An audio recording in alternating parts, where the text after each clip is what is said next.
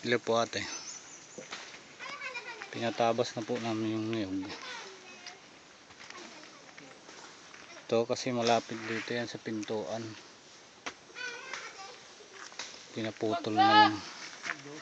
Dito kasi yung pinto niya eh. Pag naggawa tayo ng nag-flooring tayo tapos tatamaan kasi ng flooring natin. Kaya pinaputol na lang namin.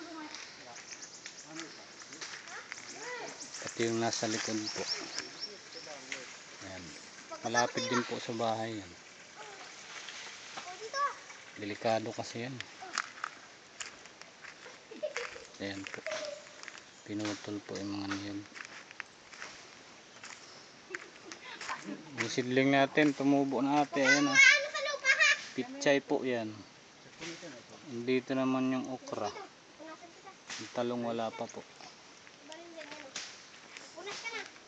Ayan, dito na po yung mga pinutol na niyog. Pagagawa namin 2x2 para pang frame natin doon sa ano. Pero pala ang 2x2 dito. Sila po yung nagtatabas. Nakausap namin noon si Mano Rinaldo. Magburog tula ka mo? Oo. Nakakarating na kami Anak ko rin na kayo picture niya. matitiyaat na operator. Magkakapatid po sila ate.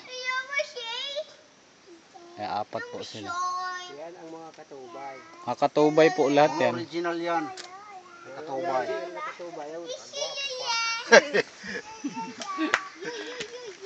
Ang original daw na katubay. Original to.